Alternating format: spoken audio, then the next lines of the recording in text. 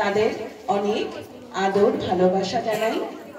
বিবেক জাগৃতির মহিলা সমিতির সমস্ত মায়েদের জানাই আন্তরিক শুভেচ্ছা, নমস্কার।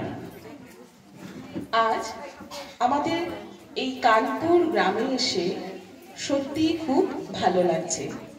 এক অভূতপূর্ব অভিজ্ঞতা। এখানে প্রথম থেকেই শিশুরা যে সকল অনুষ্ঠান করল তা সত্যিই খুব উচ্চমানের। আমরা বুঝতে পারি এর পেছনে কতটা পরিশ্রম, দিদিমণিদের কতটা অভ্যেসের বাচ্চাদের অভ্যেস করানোর প্রয়োজন পড়েছে, সেটা আমরা ভালোই বুঝতে পারছি। তাই খুব সুন্দর অনুষ্ঠান হয়েছে, সকলকে খুবই অভিনন্দন জানাচ্ছি। আর এই যে বিবেক জাগৃতির এই প্রকল্পগুলোর সাথে যে গ্রামবাসীদের এতটা ওতপ্রোতভাবে যে তাদের অনুপস্থিতি বা অংশগ্রহণ করাটা সত্যি খুবই ভালো লাগছে। মাস্টারমশাইদের মুখ থেকে শুনছি তারা কতটা এই সকল অনুষ্ঠান বা কার্যকলাপগুলোকে সম্মানের চোখে দেখছেন এবং তাদের সত্যি অমূল্য সময় থেকে সময় বের করে যতটা পারে সহযোগিতা করছেন। এটা সত্যি সাধুবাদের যোগ্য।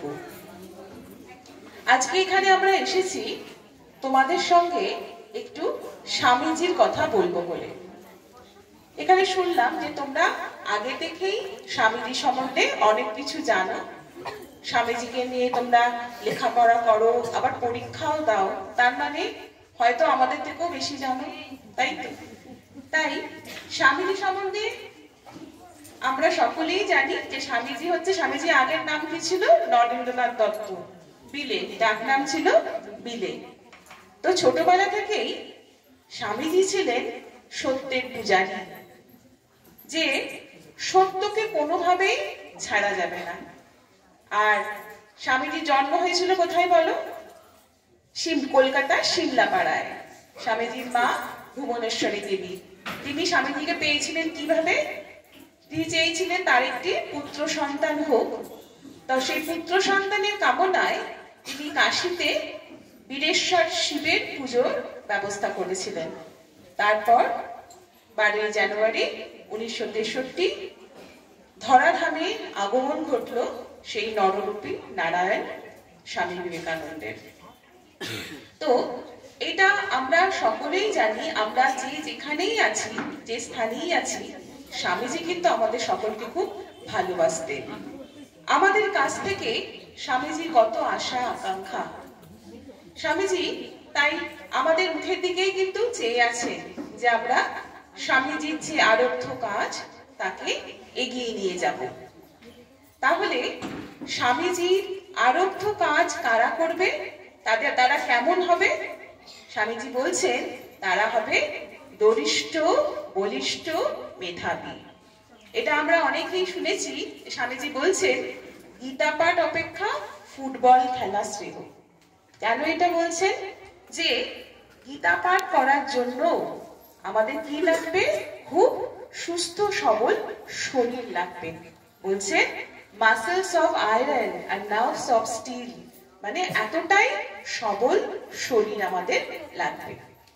স্বামীজি তখন দেখেছিলেন দেশে একদম যারা জনসাধারণ তারা নির্বীর্য, মানে তাদের খাওয়া, আমরা সকলেই জানি তখন আমরা পরাধীনতা শৃঙ্খলে আবদ্ধ, তো অতটা শারীরিক সক্ষমতা আমাদের ছিল না। তাই স্বামীজি বারবার মনে করাচ্ছেন তোমরা যে কি সুন্দর যোগার মাধ্যমে নৃত্য প্রদর্শন করলেন, স্বামীজি নিশ্চয়ই তাতে খুব খুশি হয়েছেন যে এরা কি সুন্দর শরীর গঠনের জন্য মনোনিবেশ করছে। আর স্বামীজি কি চাইছেন? যে পরের জন্য সর্বস্ব দান। স্বামীজি একটু শিষ্য ছিলেন স্বামী বিরজানন্দজি মহারাজ। তখন তিনি ছোট, তিনি প্রচার কার্যের জন্য যাচ্ছেন বাংলাদেশে। স্বামীজি তাকে কি বলছেন? তুই যদি নিজের আত্মমুক্তির চিন্তা করিস তাহলে তুই নরকে যাবি। ভাবো কত বড় কথা, যে নিজের জন্য চিন্তা করলে তুমি নরকে যাবে, আর যদি তুমি অপরের জন্য চিন্তা করো তাহলে তুমি মুক্ত হয়ে যাবে। কি সুন্দর কথা! এরকম কথা এর আগে শোনা যায়নি। সাধু সন্ন্যাসী বলো, যেই বলো, তারা কি করতেন? আত্মমুক্তির চিন্তা করতেন। কিন্তু স্বামীজি আমাদের নতুন একটি কথা বললেন। কি বললেন? আত্মন মোক্ষার্থম জগৎ হিতায় চ। আত্মমুক্তির চিন্তা তো করবই, তার সঙ্গে জগতের হিত যুক্ত হলো। জগতের হিত ছাড়া শুধুমাত্র আত্মমুক্তির চিন্তা করলে কি হবে? স্বামীজি কি বলছেন? নরকে যেতে হবে। আর স্বামীজি এটাও বলছেন যে ওই রকম স্বর্গ আমি চাই না, যে স্বর্গ স্বার্থপরের মতো আমি একা থাকবো। তার থেকে নরক বাস ঢের শ্রেয়। মানে অন্যের জন্য চিন্তা করে, অন্যের জন্য কাজ করে যদি আমার নরকেও যেতে হয়, সেটা ঢের ভালো স্বার্থপরের মতো স্বর্গে যাওয়ার থেকে। তাহলে এটা আমাদের সবসময় মনে রাখতে হবে যে আমরা কি করব?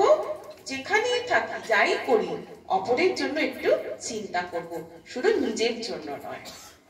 আর স্বামীজি আরেকটা কথা খুব বলছেন যে জগতের ইতিহাস যদি আমরা দেখি, তাহলে দেখব কয়েকজন আত্মবিশ্বাসী মানুষের ইতিহাস। কি সুন্দর কথা নয়? কথাটা সত্যি। আমরা হিস্ট্রিতে কার কার কথা বলি, কার কার কথা পড়ি? যারা নিজেদের শক্তিতে বিশ্বাসী ছিলেন। আর ইতিহাসে কিন্তু জনসাধারণের কথা কি আমরা পড়ছি? বেশি কিন্তু পড়ছি না। আমরা কি পড়ছি? যে যারা স্বমহিমায় নিজেদের প্রতিষ্ঠা করেছিলেন, আত্মবিশ্বাসী মানুষদের কথা পড়ছি। স্বামীজি বারবার করে বলছেন যে পুরনো ধর্ম বলতো যে ভগবানে বিশ্বাস করে না সে নাস্তিক। আর নতুন ধর্ম কি বলছে? যে নিজেকে বিশ্বাস করে না সে নাস্তিক। কথাটা কত সুন্দর না? যে নিজের উপর বিশ্বাস। স্বামীজি বলছেন তুমি সব করতে পারো, তোমার ভেতরে সব শক্তি নিহিত আছে। আমাদের কি করতে হবে? এই কথাটাতে বিশ্বাস করতে হবে যে আমি সব পারি, আমি পারবো, আমি পরীক্ষায় ভালো ফল করতে পারবো, আমি পারবো আমার পাড়া প্রতিবেশীদের জন্য একটু কিছু চিন্তা করতে আমি পারবো। কখনো নিজেকে হীন মনে করতে নেই যে আমি কেন, আমি তো একা, আমি কি করব না। তোমার মধ্যে সেই সকল শক্তি নিহিত আছে। আমাদের কি কাজ, কি করতে হবে?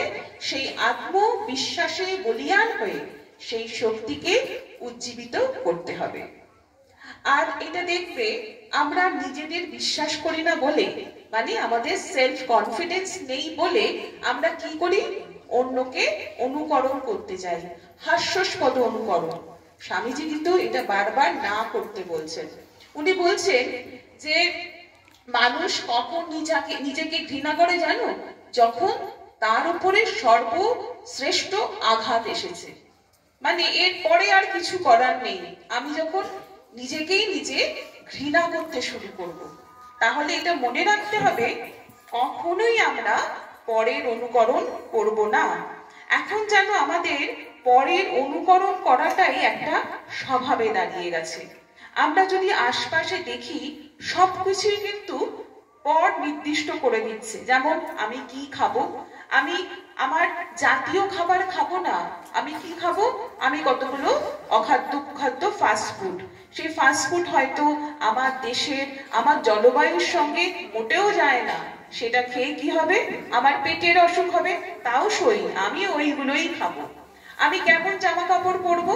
না, আমাদের এই উষ্ণপ্রবণ দেশে যেমন জামা কাপড় পরা উচিত আমি তেমন পরবো না, ওগুলো ব্যাকডেটেড জামা কাপড়। আমি কেমন জামা কাপড় পরবো?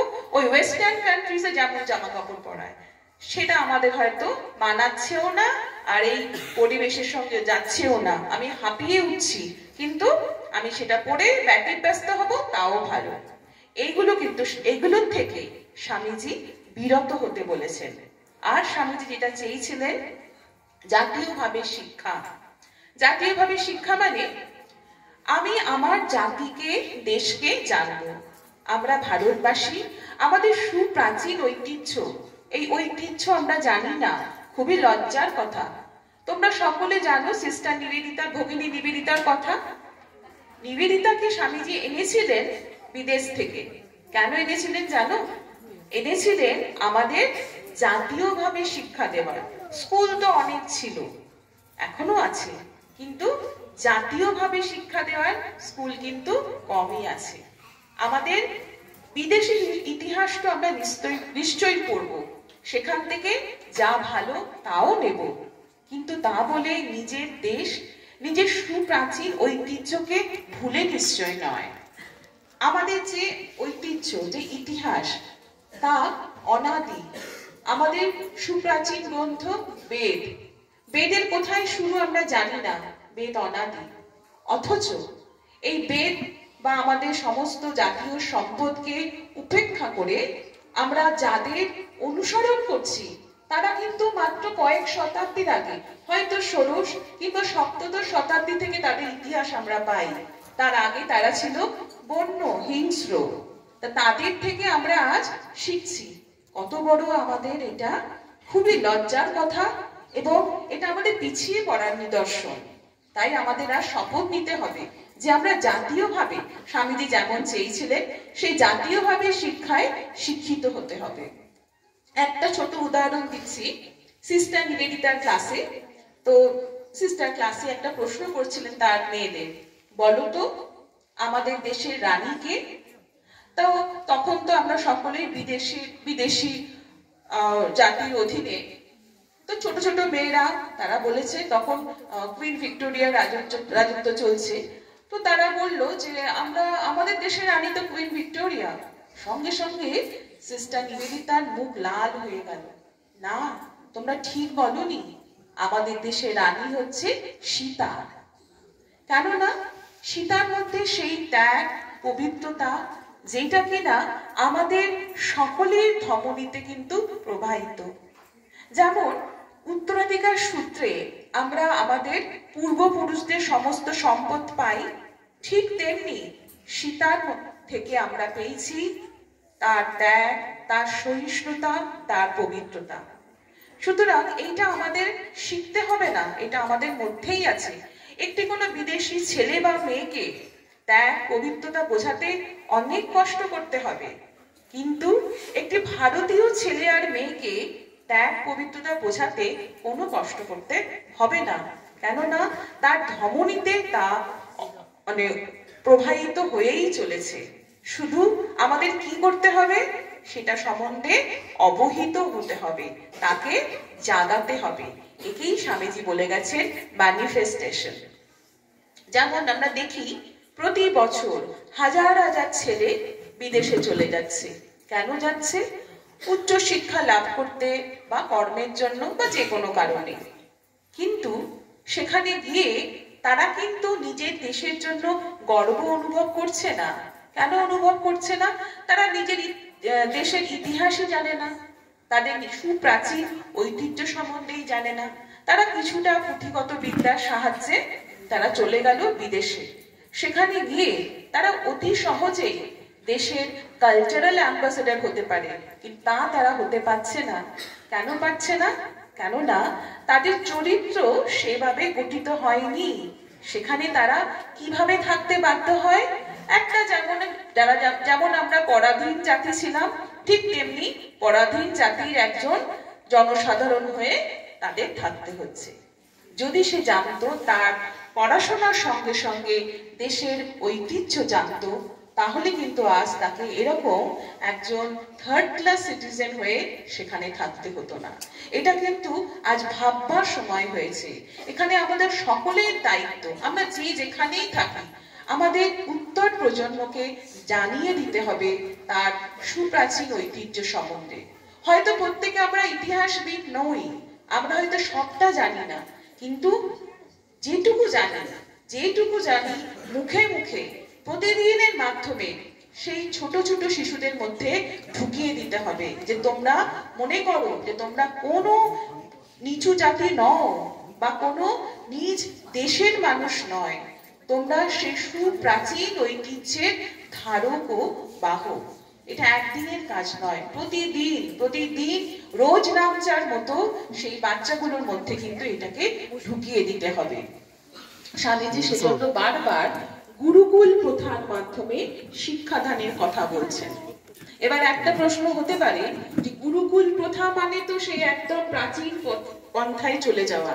তা নয়। গুরুকুল প্রথার যেই বিশেষ বিশেষ দিকগুলো ছিল স্বামীজি সেগুলোর প্রতি আমাদের দৃষ্টি নির্দেশ করছে। যেমন সেখানে সকলে যেত, রাজার ছেলেও যেমন যেত গুরুকুলে, ঠিক তেমনি একজন সবচেয়ে নিচু জাতির, সমাজের সবচেয়ে অবহেলিত জাতির ছেলেও সেখানে যাচ্ছে। গুরুর গৃহে তারা সমানভাবে থাকছে। মানে এখান থেকে যেমন আমরা বলি যে সমাজে সাম্য প্রতিষ্ঠা করতে হবে, সেটা কিন্তু সেখানে নিজে থেকেই হয়ে যাচ্ছে গুরু প্রথায়। সেখানে গুরুগৃহে সবাইকে সমানভাবে থাকতে হচ্ছে। আর শুধু পুঁথিগত বিদ্যা নয়, সেখানে গুরুর কাছে তারা সমস্ত বিদ্যা শিখছে। যেমন এখনকার দিনে একটি মহামারীর মতো রোগ দেখা যাচ্ছে ছোট ছোট ছেলে মেয়েদের মধ্যে। আমরা দেখছি যেটা আজ থেকে 20 বছর আগেও ভাবা যেত না। সেই চাইল্ড সাইকোলজিতে ডিপ্রেশন মানে কথাটা আসছে, ডিপ্রেশন, ফ্রাস্ট্রেশন, ওইটুকু ছেলে মেয়েদের বিহেভিয়ারাল ডিসঅর্ডার। এটা কেন আসছে? যে আমরা ছোটবেলা থেকে শুধুমাত্র পুঁথিগত শিক্ষা দিচ্ছি, কম্পিটিশনে নাম লেখাচ্ছি বাচ্চাটার, প্রতিযোগিতার, যে এই প্রতিযোগিতায় তোমাকে প্রথম হতেই হবে ছোটবেলা থেকে। কিন্তু কি করে প্রতিযোগিতার সম্মুখীন হতে হবে, বা প্রতিযোগিতায় সকলে প্রথম হয় না, দ্বিতীয়, তৃতীয় বা শেষও হতে পারে, তাহলে তখন সেই পরিস্থিতির আমি কিভাবে মোকাবিলা করব সেটি আমরা শেখাচ্ছি না। তার মানে আমরা জীবনমুখী বিদ্যা দিচ্ছি না, শুধুমাত্র পুঁথিগত বিদ্যা দিচ্ছি। এবার এই জিনিসটি বাড়তে থাকে, বাড়তে বাড়তে এমন জায়গায় পড়ছে যেখানে আমরা অনেক জায়গায় দেখছি যে একটি ছাত্র বা ছাত্রীর পড়াশোনা বন্ধ হয়ে যাচ্ছে। জীবনে সবাই প্রথম হয় না, জীবনে প্রথম হওয়াটাই জীবনের উদ্দেশ্য নয়। জীবনের উদ্দেশ্যকে তাদের সামনে তুলে ধরা। এক্ষেত্রে মনে হয় সবচেয়ে বেশি এগিয়ে আসতে হবে আমাদের শিক্ষক শিক্ষিকাদের। কেননা ছোট ছোট ছেলে মেয়েদের সামনে তাদের টিচাররাই কিন্তু তাদের আদর্শ, তাদের সুপারম্যান, যাই বলি যে আমার টিচার আমার হিরো। সুতরাং তিনি যদি বলেন, দেখো বাবা, তোমার জীবনের উদ্দেশ্য হচ্ছে মানুষ হওয়া, তোমার জীবনের উদ্দেশ্য কিন্তু কোনো এই ইঁদুর প্রতিযোগিতায় নাম দেয়া নয়, এটা ছোট ছেলেকে বললেও সেটা সে বুঝবে এবং তাকে ওই সময় থেকে সেটা বোঝাতে হবে। বড় হয়ে সারা জীবন সে প্রতিযোগিতায় নাম দিয়ে প্রতিযোগিতায় ফেল করতে করতে যখন সে একেবারে বিধ্বস্ত মানসিকভাবে, তখন তাকে সেটা বললে কিন্তু হবে না। এবার দেখা যাচ্ছে আমাদের সমাজ এই কিছুদিন আগে ছিল না কিন্তু এত চাইল্ড সাইকোলজিস্টের মানে প্রকোপ। এটা গ্রামে গঞ্জে কতটা আছে জানি না, শহরে মারাত্মক। প্রথমে এটা শুনেছিলাম ধরুন 20 বছর 15 বছর আগে ইংল্যান্ডের একজন ডাক্তারের কাছে, যে আমি চাইল্ড সাইকোলজিস্ট। ও আশ্চর্য হয়েছিলাম যে শিশুদের আবার সাইকোলজিস্ট কেন লাগে, কিন্তু এখন বুঝতে পারছি কেন লাগে।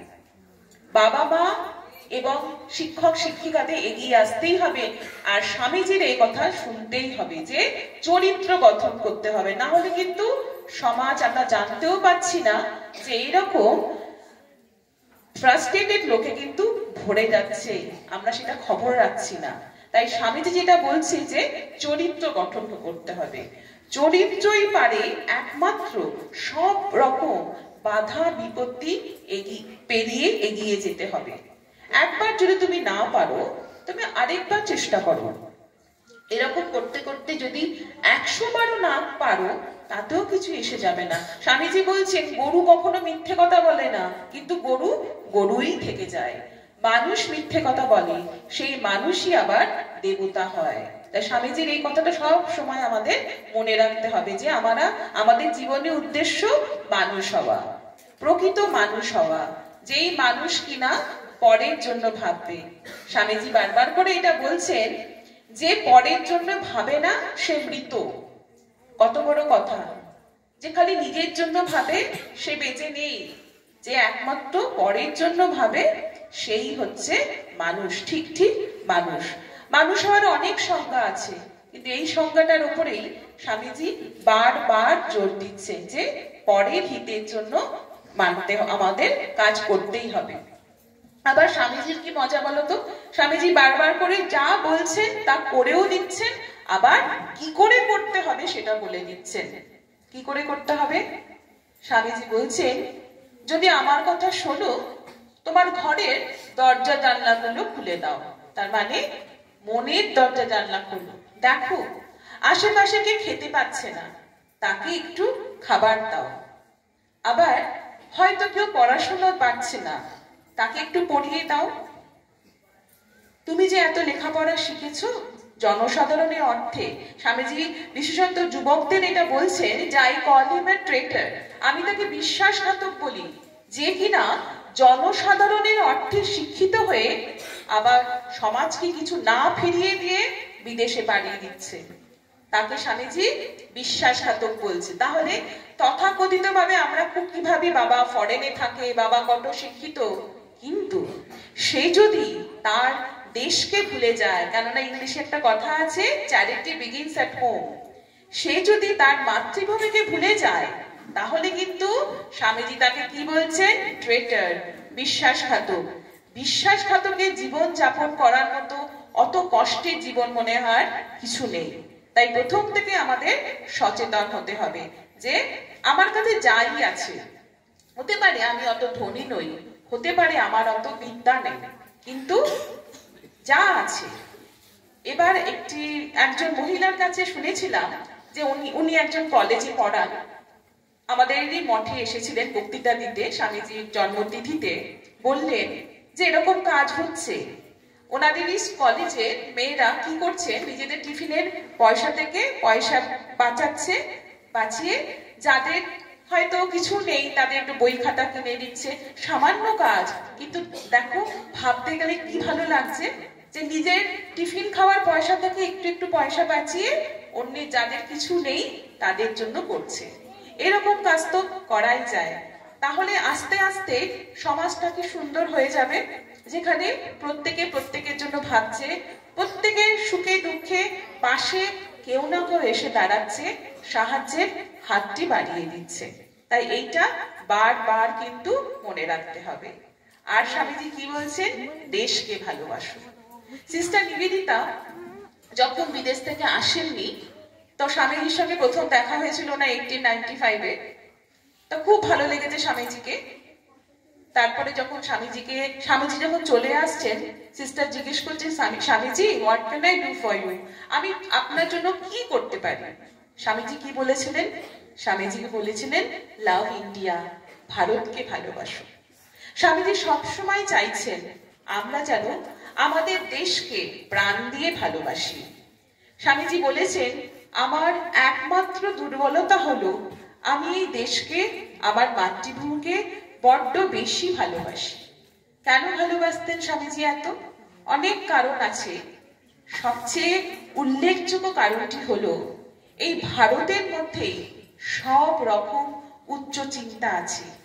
স্বামীজি বলছেন আজ যদি পৃথিবীর বুক থেকে ভারত মুছে যায়, তাহলে যত উচ্চ চিন্তা আছে সব মুছে যাবে।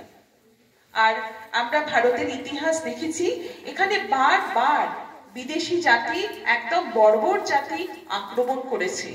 সেই আক্রমণ ভারত খুবই সুন্দরভাবে মোকাবিলা করেছেন। তাতে হয়তো সেই দেশ ক্ষতবিক্ষত বিধ্বস্ত হয়েছে, কিন্তু কি নষ্ট হয়নি? তার উচ্চ আধ্যাত্মিক চিন্তা। এই আধ্যাত্মিক চিন্তাকেই এগিয়ে নিয়ে যাওয়ার দায়িত্ব কিন্তু আমাদের। তবে হ্যাঁ, আমরা নিশ্চয়ই ওয়েস্টার্ন টেকনোলজি শিখবো।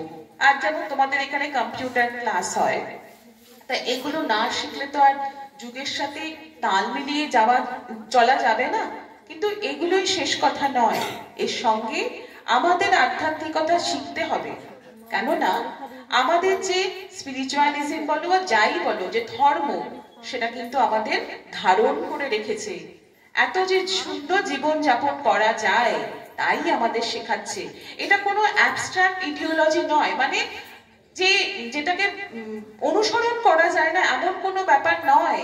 এটা আমাদের লাইফ সাস্টেইনিং মেকানিজম, মানে এটা আমাদের জীবনকে বাঁচাবে, আমাদের বাঁচাবে। এই ধর্ম আমাদের ধারণ করে রেখেছে, এটা আমরা কখনো যেন ভুলে না যাই। তাই স্বামীজি যেমন বলছেন যে বিদেশে আমরা কিন্তু ভিক্ষাপাত্র নিয়ে যাচ্ছি না, ওদের কাছ থেকে আমরা নিশ্চয়ই টেকনোলজি শিখবো, ওখানে গিয়ে আমরা ভালো জিনিস শিখে নেব, তার বদলে কি দেব ওদেরকে? তার বদলে ওদেরকে দেব আমাদের সুপ্রাচীন আধ্যাত্মিকতা। তোমরা এটা ভেবে অবাক হবে, স্বামীজি যখন বিদেশে গেছিলেন না, তখন ওরা স্বামীজির কথা শুনে অবাক, কি বলছেনই এই হিন্দু সন্ন্যাসী।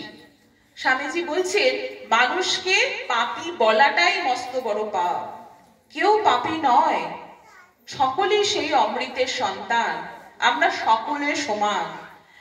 এখন বিদেশে তো বেশিরভাগ খ্রিস্টান ধর্ম, ওরা এতদিন বলে এসছে আমরা সকলেই পাপী। তো স্বামীজির মুখে যখন শুনলেন, কার আর ভালো লাগে নিজেকে পাপী ভাবতে? কারোর ভালো লাগে না। কেননা আমরা সত্যি সত্যি কেউ পাপী নই, আমরা সেই অমৃতের সন্তান, আমরা ক্রমাগত তার দিকেই এগিয়ে চলেছি যে যেখানেই আছি। স্বামীজির মুখে এই কথা শুনে পাশ্চাত্য অবাক হলো যে একই কথা, তাদের মন প্রাণ ভরে গেল, তা দলে দলে তারা স্বামীজির কাছে আসছে স্বামীজির শিষ্যত্ব গ্রহণ করতে। তাহলে এইটা আমাদের ভালো করে মনে রাখতে হবে যে এই আধ্যাত্মিকতা কিন্তু আমরা ছাড়তে পারি না। আর স্বামীজি যেটা বলেছেন, দেশের এত যে অবনতি তার কারণ স্ত্রী জাতির কে আমরা কখনো তাদের যথাযোগ্য সম্মান দিইনি, আর সাধারণ জনগণকেও সেটা দিইনি। উনি চাইছেন শূদ্র জাগরণ। কি করে জাগরণ? শিক্ষা। স্বামীজিকে একবার একজন বলছে যে কি করে মেয়েদের শিক্ষা দেব?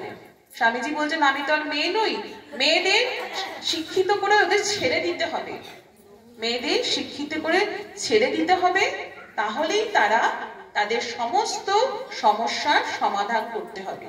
তাহলে বুঝতে পারা যাচ্ছে শিক্ষাও কতটা বড় জিনিস, সেই হাতিয়ার, সেই জাদুকাঠি যার মাধ্যমে সমাজ পরিবর্তিত হবে। তাই জনসাধারণের শিক্ষা আর নারী জাতির শিক্ষার জন্য কিন্তু আমাদের সবাইকে এগিয়ে আসতে হবে। আর যে কথাটি বলে শেষ করব, আমরা যেখান থেকে এসেছি শ্রী সারদা মঠ, সেখানে আপনাদের সকলকে আমন্ত্রণ জানালাম, একবার আপনারা এসে দেখে যাবেন মঠে। এই সারদা মঠের পরিকল্পনা কিন্তু স্বয়ং স্বামীজি নিজে করেছিলেন। স্বামীজি আমরা সকলেই জানি বেলুড় মঠ প্রতিষ্ঠা করেছিলেন। তার অনেক আগে স্বামীজি কিন্তু মাকে কেন্দ্র করে সারদা মঠের পরিকল্পনা করেছিলেন, মানে নারী মঠ। কেননা স্বামীজির বিশ্বাস মেয়েদের দ্বারা অনেক তাড়াতাড়ি অনেক ভালো কাজ হবে। বলছেন উনি, আগে মা আর মায়ের মেয়েরা, তারপরে বাপ আর বাপের ছেলেরা।